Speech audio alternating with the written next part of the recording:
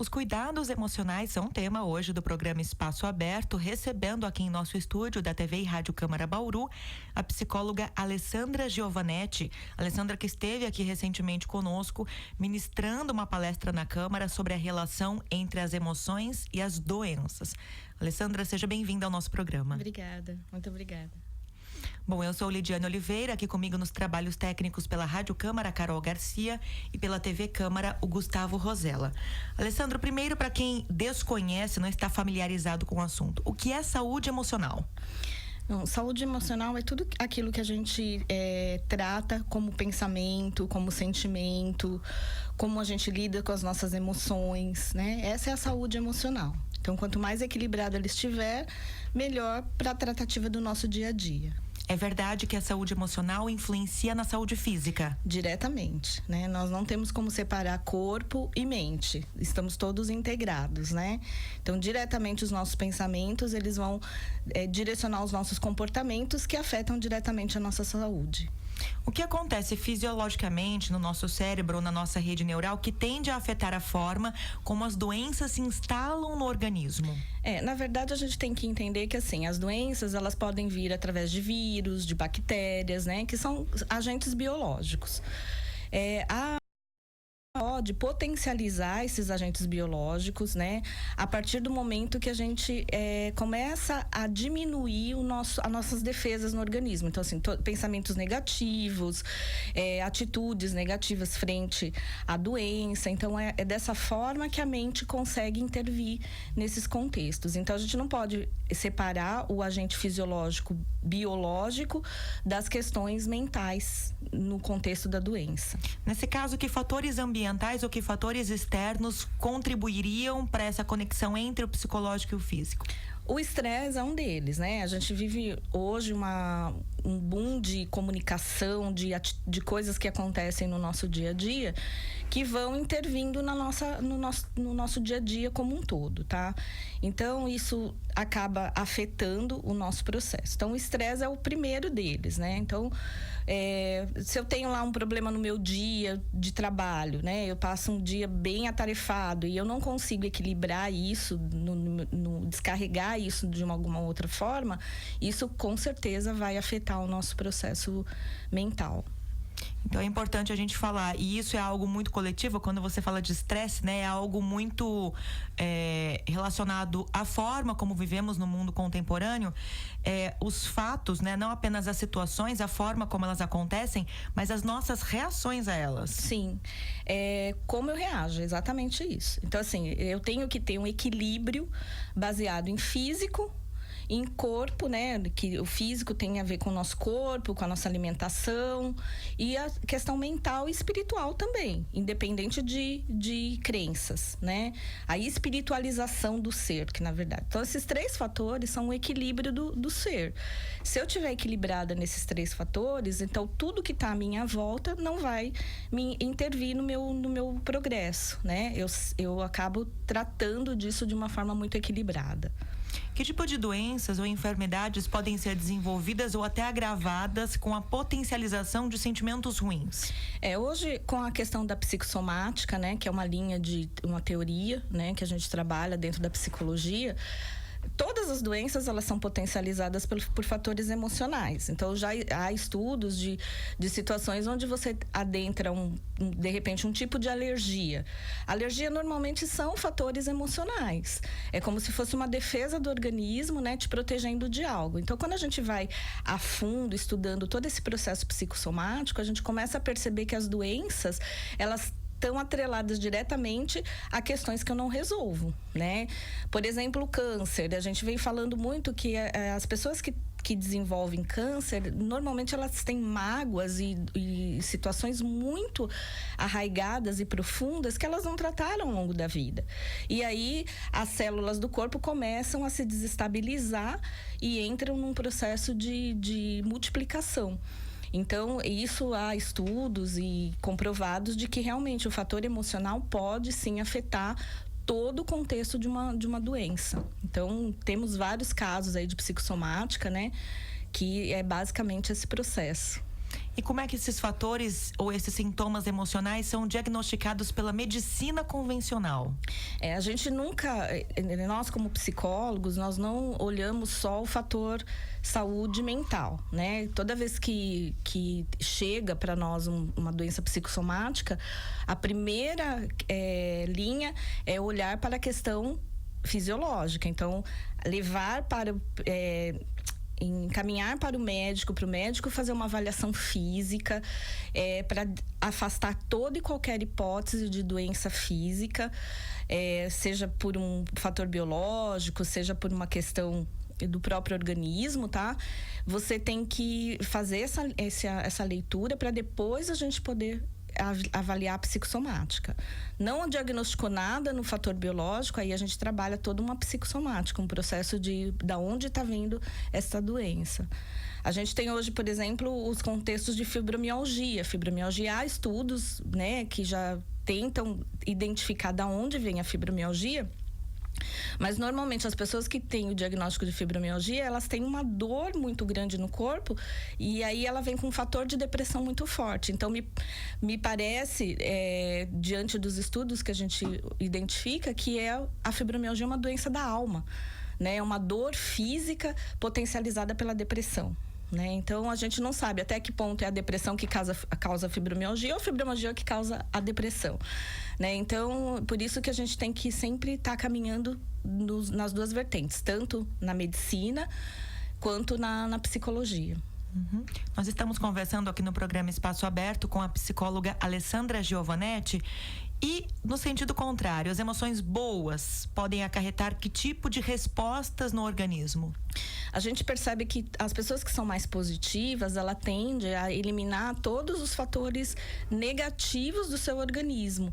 Então, por exemplo, uma pessoa que tem uma tratativa de uma doença, que ela trata isso de forma positiva, otimista, sabendo que ela vai atingir o objetivo dela, acreditando naquilo, o fator de cura dela é muito mais rápido. Então, o positivismo, o otimismo, hoje a psicologia positiva vem trazendo muito isso, né? O quanto a gente pode mudar os nossos pensamentos, trazer de uma forma mais positiva nossas atitudes para que o organismo responda de uma forma positiva também. Já existem até relatos e comprovações científicas, inclusive, de que esse movimento, né, de emocional, de pensamento e de pensar positivamente, mesmo numa situação de um tratamento de doença, de medicação, pós-cirúrgico também, isso acaba, ao contrário dos pacientes excessivamente deprimidos numa situação como essa, acaba trazendo bons resultados. Sim, né? E isso a gente tem observado que, por exemplo, antes, numa cirurgia plástica, por exemplo, que é algo que as pessoas vão e, né, vai fazer uma melhoria no corpo dela, muda isso, de repente ela tem um fator emocional pós-cirúrgico que afeta diretamente o pós-operatório dela. Então ela pode entrar em depressão, ela pode ao invés de trazer um processo positivo para aquele momento tão importante da vida dela, ela acaba mudando isso de uma forma negativa. Então, este é um exemplo, né, num pós-cirúrgico, mas tem várias outras situações que a gente percebe. O quanto mais negativa a pessoa fica, mais difícil é dela sair daquela situação e às vezes até atrair algum outro tipo de contexto fisiológico nela. Uhum. Porque a imunidade abaixa e aí você consegue ficar com uma porta de entrada para infecções, para outras questões. Como transformar desequilíbrios emocionais em comportamentos positivos? Dicas práticas, Alessandra. Olha, em princípio, nós temos 3 situações. Primeiro, atividade física regular, né? Nós temos que colocar o nosso corpo para se movimentar. 30 minutos por dia, né? Com um intervalo aí de final de semana, para quem não quer, ou algum dia da semana. Ou 3 vezes por semana, 1 hora. Esse é o ideal, né? Então, assim, eu não tenho tempo para fazer todos os dias. Então, 1 hora por dia, 1 hora cada 3 vezes por semana tá ótimo. Tem que fazer. O corpo pede. Questão emocional, as terapias, né? A gente olha para a terapia como um fator emocional importante, né? A meditação vem vindo com muita força, quer dizer, já está instalada no nosso ambiente. Então, a gente tem aí um movimento, né, de tratativa para meditação como um fator que controla, inclusive, a ansiedade, né? Eu tenho pacientes que hoje, quando a gente trabalha o fator emoção dele através da meditação, ele traz o resultado falando, nossa, eu mudei a minha forma de pensar, eu tô muito mais tranquilo. E é uma rotina, é que nem escovar os dentes, você tem que fazer todo dia. Não adianta você fazer uma vez, aí daqui a pouco você tá angustiado de novo, vai lá e faz. Não, cria uma rotina e você faz aí 5 minutos, 3 minutos. Hoje a gente tem aplicativo que a gente baixa no celular e consegue, inclusive, nos lembrar, olha, hora da sua meditação, né? Então, isso é uma rotina. Esses são fatores que a gente olha como prática, né? Você pratica e muda isso. E falar em autogerenciamento das emoções, de uma certa forma, é falar também em autocontrole emocional. Sim, porque a gente tem que entender que quem conhece o nosso corpo, quem conhece a nossa mente somos nós. Quanto mais nós nos autoconhecemos, quanto mais nós exercitamos isso no nosso dia a dia, mais a gente vai lidar com a nossa emoção. Então, se eu sou uma pessoa que sou explosiva, não consigo me controlar, eu sei disso. Então, por que não mudar? Por que não transformar? Fora isso, tem os sinais das outras pessoas mais próximas que vão falando, você é muito explosivo, você é muito impulsivo, você age de uma forma negativa. Então, também olhar para isso como um fator de autoconhecimento ajuda você a fazer o seu autogerenciamento emocional e se transformar como pessoa, né? Então, é isso que é bacana nesse processo, você olhar para você, sempre olhando para nós. A alimentação está relacionada de alguma forma a esse processo de saúde emocional? Sim, muito. Nós temos que, basicamente, o nosso corpo tem a questão alimentar, né? Então, beber muito líquido, comer coisas saudáveis, né? Evitar excesso de carboidrato, produtos industrializados, tudo isso são coisas que vão criando um processo no nosso organismo que vão inflamando as nossas células, que vão trazendo toda uma dificuldade para o organismo se comportar de forma natural. Então, a alimentação é muito importante. Hoje, nós não olhamos mais o tratamento de saúde de uma forma individual. A gente tem que olhar numa equipe multidisciplinar, né? Olhando os profissionais de saúde que podem nos ajudar. Então, nesse contexto, nós temos os nutricionistas que podem nos ajudar a ter uma alimentação balanceada, de acordo com nossa atividade diária, para poder eliminar essas questões emocionais também que afetam diretamente por conta da alimentação, sim. E a gente pode falar, então, que o consumo em excesso de determinados alimentos ou bebidas podem favorecer ou facilitar um comportamento deprimido. É isso. Todo excesso, ele é um problema, né? Então, não só na alimentação, em tudo. Mas se eu tô, de fato, bebendo demais, comendo demais, então, assim, significa que eu também tô querendo preencher um vazio dentro de mim, né? Num contexto emocional, que pode, sim, trazer um contexto de depressão como um contexto de ansiedade. Aí depende de cada caso. Mas é um fator que realmente pode afetar, sim. Giovana, só pra gente fechar, apesar de toda a popularização, né, com relação à importância dos cuidados psicológicos, ainda existem tabus?